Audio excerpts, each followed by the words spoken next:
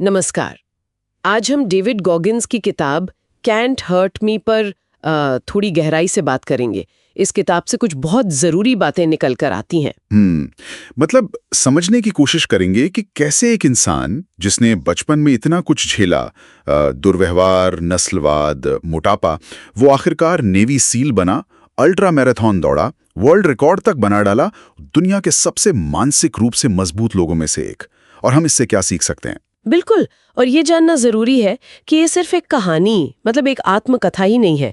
ये तो एक तरह का प्रैक्टिकल गाइड है, कैसे अपनी मानसिक बाधाओं को तोड़ें, सीमाओं के पार जाएं और दर्द को अपनाएं और बिना किसी बहाने के अपने दिमाग पर काबू पाएं।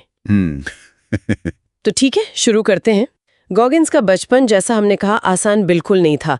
पिता का वो बर्ताव, नस्लवाद का सामना, फिर पढ़ाई में भी दिक्कतें, हर तरफ डर ही डर। हाँ, बहुत मुश्किल। पर कमाल की बात यह है कि उन्होंने इन सबको अपनी पहचान नहीं बनने दिया। शायद पहली सीख तो यहीं से मिलती है कि भाई आपका अतीत आपका भविष्य तय नहीं करता। वो पीड़ित वाली सोच से बाहर निकलना जरूरी है, जिम्मेदारी लेनी पड़ती है। सही कहा, बिल्कुल। और यहीं से गॉगिन्स की वो दूसरी अहम बात आती है जिसे वो कहते हैं सच्चाई का सामना करना। अच्छा। हाँ, मतलब उन्होंने ये नहीं दिखाया कि सब ठीक है, सब चंगा है। नहीं, चाहे वो स्कूल में उनका संघर्ष हो या फिर वो कॉकरोच मारने वाला काम, उन्होंने अपनी मुश्किल हकीकत को जैसी वो थी वैसी ही स्वीकार किया, खुद के साथ पूरी ईमानदारी। ये बहुत मुश्किल होता है करना। बहुत। किताब में वो चैलेंज भी देते हैं कि अपनी सीमाएं लिखो, अपनी कमियां लिखो। अच्छा, और फिर इस मुश्किल शुरुआत के बाद नेवी सील बनने का लक्ष्य, ये तो मतलब बिल्कुल दूसरी दिशा लगती है। लगभग नामुमकिन सा। वही तो, यही तो गॉगिन्स की कहानी को इतना जबरदस्त बनाता है। सोचिए, उस वक्त उनका वजन करीब 300 पाउंड था। 300 पाउंड? हाँ, और फिर क्या हुआ?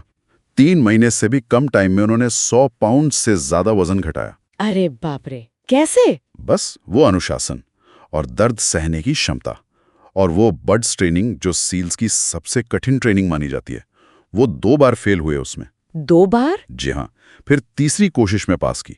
इससे एक बात साफ है, अनुशासन आराम में नहीं मिलता। वो दर्द, वो तकलीफ सहने से ही बनता है। असली विकास वहीं से होता है। और ट्रेनिंग के दौरान उनकी एक मानसिकता थी, टेकिंग सोल्स। इसका क्या मतलब था? टेकिंग सोल्स ये एक तरह से मानसिक दबदबा बनाने का तरीका था। मतलब इतनी मेहनत करो, इतनी जिद दिखाओ कि आपके साथ वाले लोग अपनी हिम्मत पर, अपनी सीमाओं पर सवाल करने लगें। अच्छा, मतलब दूसरों को मानसिक रूप से हराना। हाँ, एक तरह से ये दिखाता है कि लड़ाई सिर्फ शरीर की नहीं, दिमाग की भी है। आप अपने प्रदर्शन से, अपनी मानसिक मजबूती से हावी हो सकते हैं। और फिर उन्होंने वो आर्मर्ड माइंड, एक बख्तरबंद दिमाग विकसित किया। ये क्या है? ये बिल्कुल वैसा ही है जैसा सुनने में लगता है। जैसे शरीर पर कवच होता है ना, वैसे ही दिमाग पर मुश्किलों, आलोचनाओं, नकारात्मकता से बना एक कवच। परत दर परत बनता है ये, हर मुश्किल के साथ। उन्होंने तो नस्लवाद जैसी भयानक चीजों को भी ईंधन बना लिया अपनी आग तेज करने के लिए। वाह, कमाल है। और फिर सील्स के बाद अल्ट्रा मैराथन, वो भी अक्सर बिना ट्रेनिंग के। हाँ, ये भी उनकी एक अलग ही सोच दिखाता है। गॉगिन्स मानते थे कि लक्ष्य तो आते जाते रहते हैं, वो अस्थायी हैं। लेकिन उस लक्ष्य को पाने की प्रक्रिया में आप जो इंसान बनते हैं, वो पहचान स्थायी होती है। तो दौड़ किसी मेडल या ट्रॉफी के लिए नहीं थी, वो खुद को गढ़ने की प्रक्रिया थी। उन्होंने अकाउंटेबिलिटी मिरर का भी जिक्र किया है, जवाबदेही वाला आईना। ये क्या चीज है? ये एक बहुत ही पावरफुल तकनीक है। रोज रात को शीशे के सामने खड़े होना और खुद का सामना करना। सच में? शीशे के सामने? अभी जरूरी है कि गॉगिन्स कोई पैदाइशी सुपर एथलीट नहीं थे, है ना? बिल्कुल नहीं। ये बहुत जरूरी बात है। उनकी असली ताकत कोई गॉड गिफ्टेड टैलेंट नहीं थी। तो फिर क्या थी? उनकी ताकत थी उनकी जिद, उनकी लगातार प्रैक्टिस करने की क्षमता, वो दर्द सहने की अविश्वसनीय शक्ति और वो फौलादी मानसिक सहन शक्ति।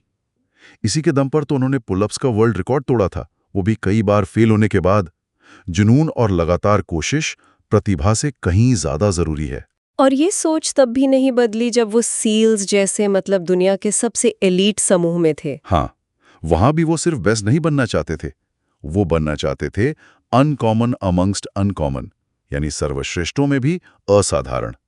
कभी संतुष्ट नहीं होना, हमेशा और बेहतर की तलाश। और हर असफलता, वो उनके लिए क्या थी? ईंधन। हर रिजेक्शन, हर हार उनके लिए रुकने का सिग्नल नहीं था, बल्कि और जोर से आगे बढ़ने का कारण था। वो उसे सीखते थे और ज्यादा मजबूत होकर लौटते थे। यही सोच उन्हें लगातार आगे ले गई। और आखिर में उनकी वो सबसे मशहूर थ्योरी 40% रूल। हाँ, ये तो दिमाग हिला देती है। गॉगिन्स कहते हैं कि जब हमारा दिमाग चीखने लगता है कि बस और नहीं हो सकता, हम थक गए, उस पॉइंट पर हम असल में अपनी क्षमता का सिर्फ 40% इस्तेमाल कर रहे होते हैं। सिर्फ 40%? मतलब 60% अभी बाकी है। हाँ, उनके हिसाब से हमारे अंदर उससे कहीं ज्यादा दम बाकी होता है। ये दिमाग का एक तरह का सेफ्टी मैकेनिज्म है जो हमें बहुत जल्दी हार मानने को कहता है। तो अगर संक्षेप में कहें, कांट हर्ट मी हमें सिखाती है जिम्मेदारी लेना, मुश्किलों को विकास का जरिया बनाना। बिल्कुल, और अनुशासन को प्रेरणा से ऊपर रखना। प्रेरणा तो आती जाती रहती है, अनुशासन टिका रहता है। सही कहा। और किताब एक बहुत ही गहरे सवाल के साथ खत्म होती है, जो सोचने पर मजबूर करता है कि क्या होता अगर कोई इंसान अपनी पूरी 100% क्षमता लगा दे, वो क्या बन जाएगा। ये सवाल हमें अपनी अनदेखी ताकतों को खोजने के लिए उकसाता है। क्या हम सच में जानते हैं कि हम क्या क्या कर सकते हैं, जब तक कि हम अपनी मानी हुई सीमाओं को चुनौती नहीं देते?